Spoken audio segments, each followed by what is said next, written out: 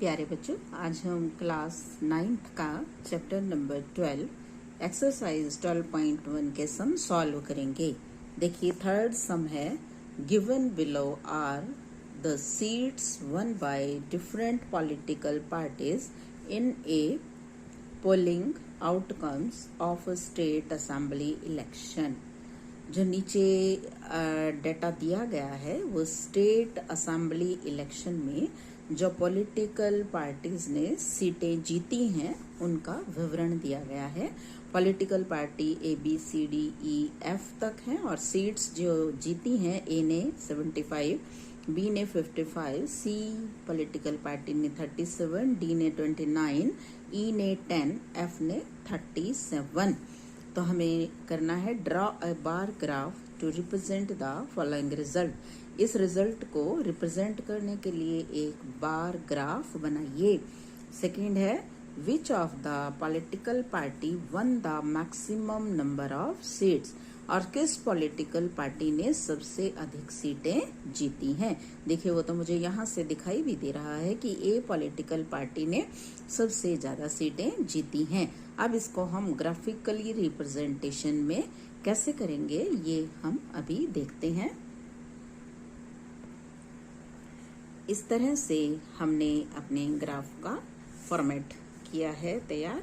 ये x axis है और ये हमारा वाई एक्सिस है। जो एक्स एक्सिस है, एक्स एक्सिस पे हमने पॉलिटिकल पार्टीज ली हैं A B C D E F. Political parties.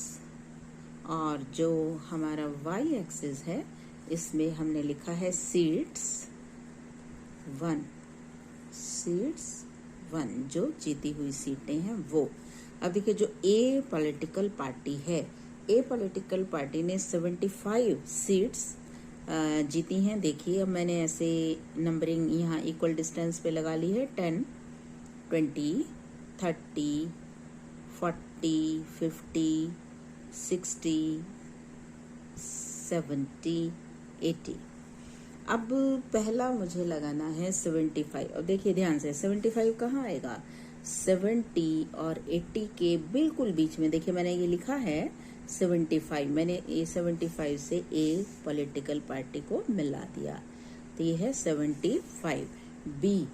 B है 55। अब 55 कहाँ आएगा? 50 और 60 के बिल्कुल बीच में। देखिए, ये 50 और ये 60 एग्जैक्टली मिडल, ये है 55। B political party. C political party 37। अब 37 हमारा कहाँ आएगा? देखिए, 30 और 40 के बिल्कुल बीच में 35, उससे हल्का सा ऊपर मैंने ये 37 ले लिया है। इसके बाद डी पॉलिटिकल पार्टी ने 29, 30 ये है, हल्का सा नीचे 30 से 29। और ई पॉलिटिकल पार्टी ने 10 सीट्स ली हैं, ये आ गया 10। इसके बाद एफ पॉलिटिकल पार्टी की भी 37 है, तो 37 ये है ही मेरे पास, ये है 37। तो देखिए, हमने अपने डेटा को इस तरह से ग्राफिकली रिप्रेजेंट ये किया है। अब इस रिप्रेजेंटेशन में हमने क्या लिया है? Political parties are donated on x-axis and seats 1 are denoted on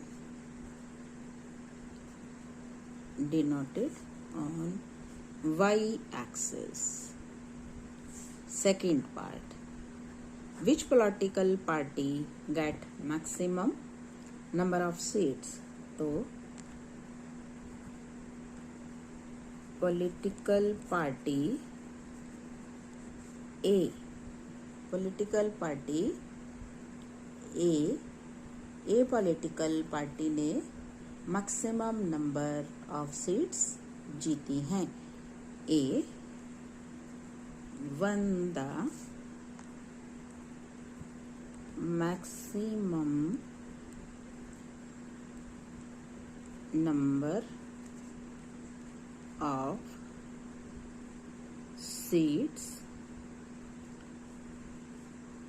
तो ये सेकंड क्वेश्चन का हमने आंसर दिया है। ए पॉलिटिकल पार्टी ने 75 सीट्स जीती हैं, तो वो मैक्सिमम है। Question number 4, the length of 40 leaves of a plant are measured correct to 1 millimetre and obtained data represented in the table. 40 leaves की लेंथ को मेजर किया गया मिलीमीटर्स में और उसका डेटा इस टेबल में रखा गया, रिप्रेजेंटेड इन द टेबल। और ये टेबल रिप्रेजेंट कर रही है लेंथ ऑफ लीव्स को मिलीमीटर में। 118 to 126 3 नंबर ऑफ लीव्स हैं, 127 to 135 5, 136 to 144 9, 145 to 153 12, 154 to 162 5, 163 to 171 4, 172 to 182. Draw a histogram to represent the given data. इस डेटा को रिप्रेजेंट करने के लिए हिस्टोग्राम बनाइए। Is there any other suitable graphical representation for the same data?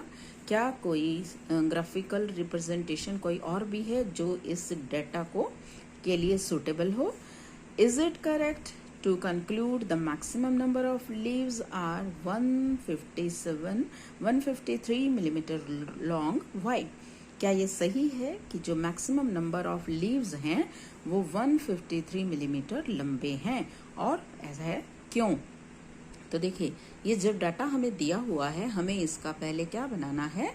Histogram. Histogram बनाने के लिए जो सबसे ज़रूरी बात है वो ये है कि हमारा जो डाटा है दैट शुड बी कॉन्टिन्यूस, वो कंटिन्यूटी में होना चाहिए। लेकिन अब ये डाटा मैं देख रही हूँ कंटिन्यूटी में नहीं है। 118 to 126 है, उसके बाद 127 है, तो कंटिन्यूटी नहीं है। और हिस्टोग्राम बनाने के लिए हमें डाटा की क्या करनी पड़ेगी? कंटिन्यूटी बनानी पड़ेगी। तो डाटा को हम कंटिन्यूस बनाएंगे पहले, उसके बाद हम उसका हिस्टोग्राम बनाएंगे। कंटिन्यूटी यही होनी चाहिए कि 118 से 126, तो अगला डाटा भी जो लास्ट है उससे स्टार्ट होना चाहिए। तो पहले हम इसका कंटिन्यूटी में इसको चेंज करते हैं और उसके बाद हम इसका हिस्टोग्राम ग्राफिकल रिप्रेजेंटेशन बनाएंगे। The given frequency distribution is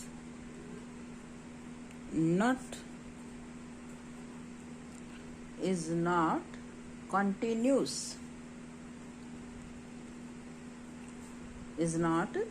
continuous, so we shall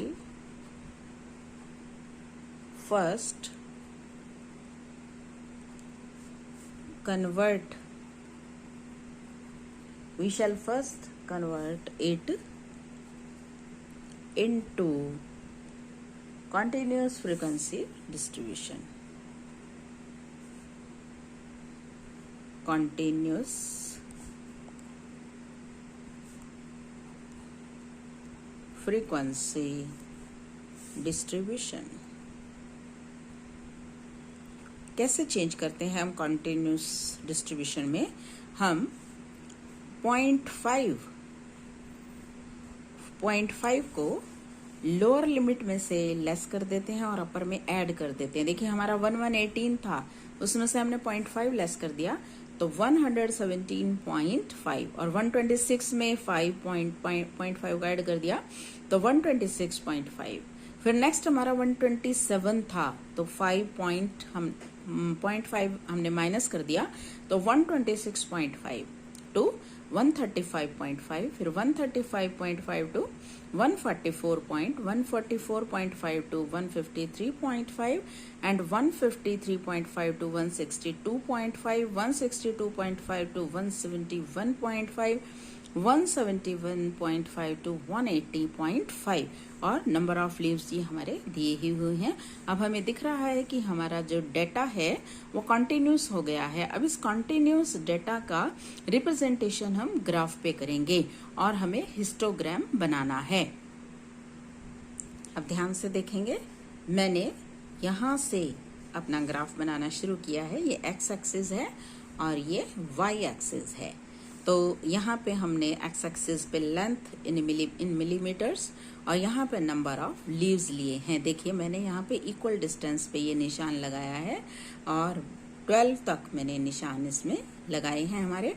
अब देखिए ध्यान से देखेंगे सभी बच्चे कि ये मैंने एक निशान लगाया है, इसको हम किंक बोलते हैं, इसको हम किंक बोलते हैं। अब देखिए हमारा जो इंटरवल है वो 117.5 से शुरू हो रहा है। अगर हमारा इंटरवल 0 से शुरू होता है तो हमें इसकी कोई ज़रूरत नहीं है।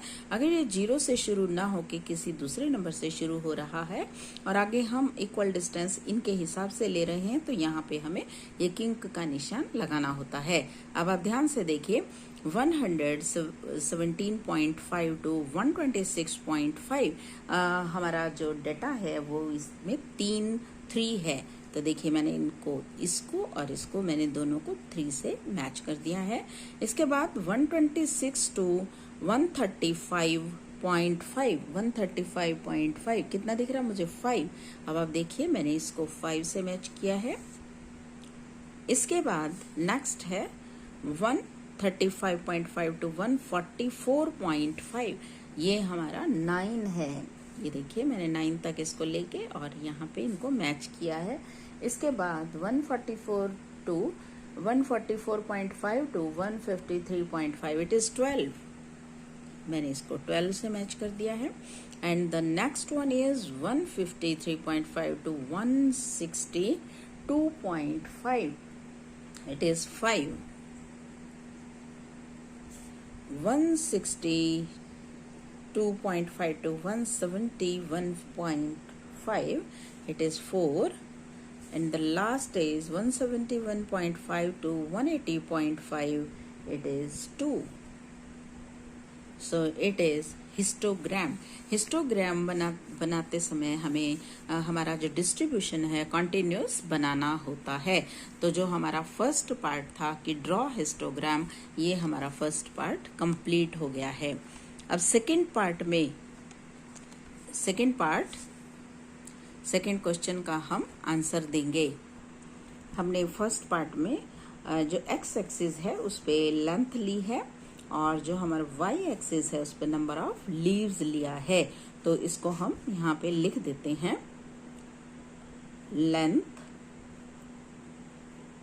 Length in millimeter is denoted on x-axis and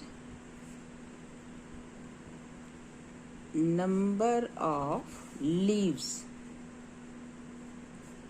denoted on y-axis.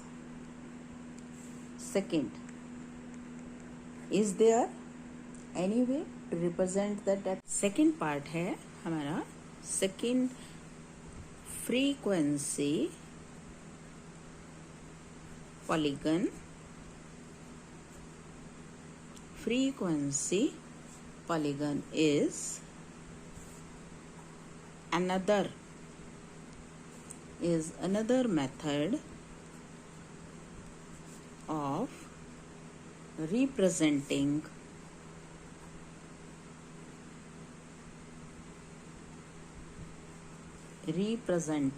frequency distribution graphically. Frequency polygon एक और तरीका है फ्रीक्वेंसी डिस्ट्रीब्यूशन को ग्राफिकली रिप्रेजेंट करने के लिए। थर्ड पार्ट में था, is it correct to conclude that maximum number of leaves are 153 millimetre long. तो क्या लिखेंगे? Yes, yes yes in the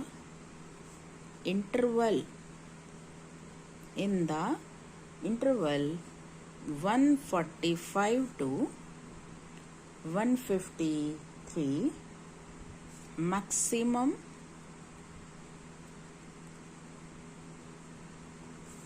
leaves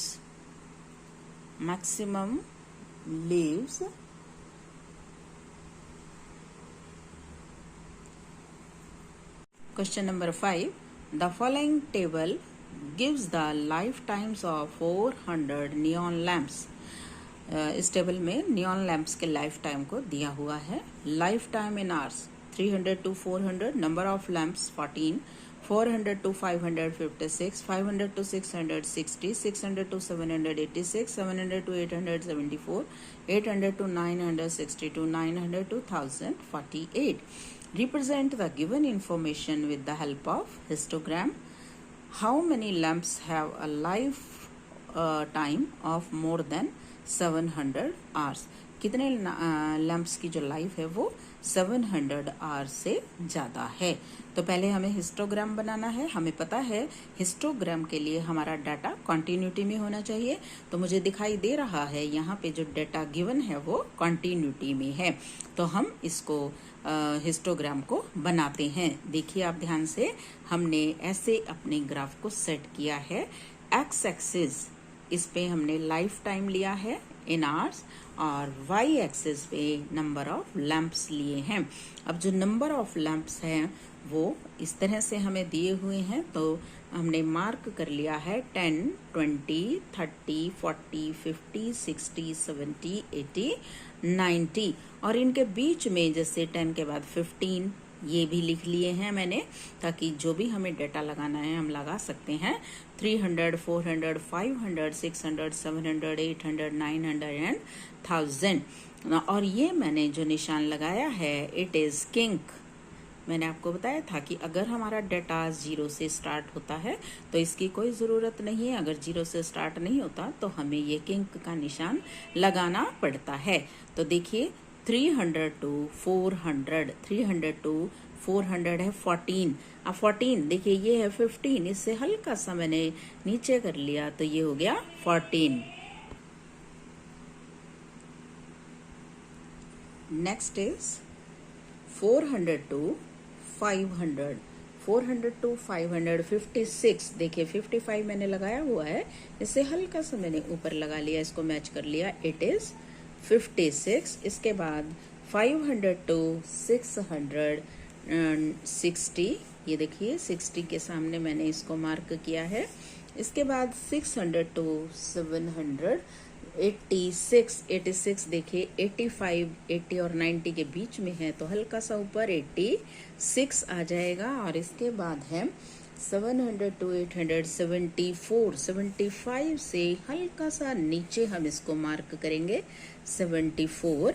और उसके बाद 800 to 962, जैसे 60 से ऊपर थोड़ा सा 62 आ जाएगा.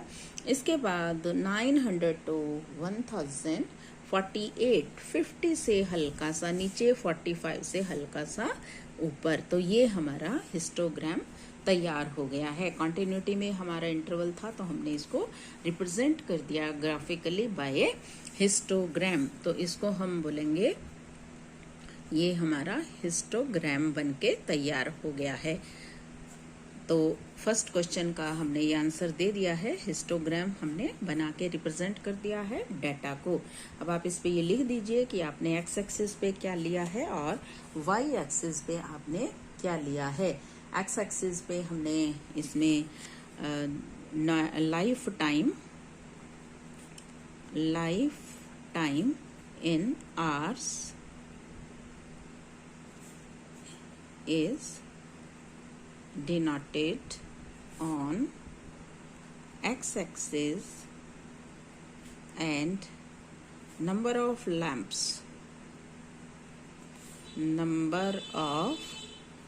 lamps denoted on y-axis. Second part में पूछा था उसने, how many lamps have lifetime more than 700 hours. तो number of lamps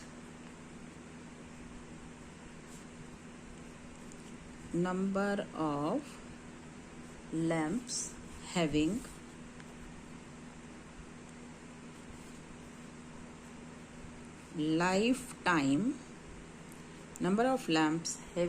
lifetime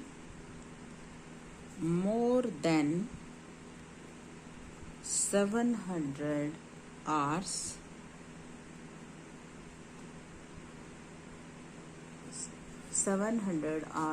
is equal to 74 plus 62 plus 48. देखिए 700 से ज़्यादा जिनकी लाइफ है, 700 आवर्स से ज़्यादा जिनकी लाइफ है, 74 plus 62 plus 48 which is equal to 184. तो ये था बच्चों 5th क्वेश्चन एक्सरसाइज 12.1 का. हम आगे और क्वेश्चन सॉल्व करेंगे जिसको कि हम आगे आपके लिए लेके आएंगे. तब तक के लिए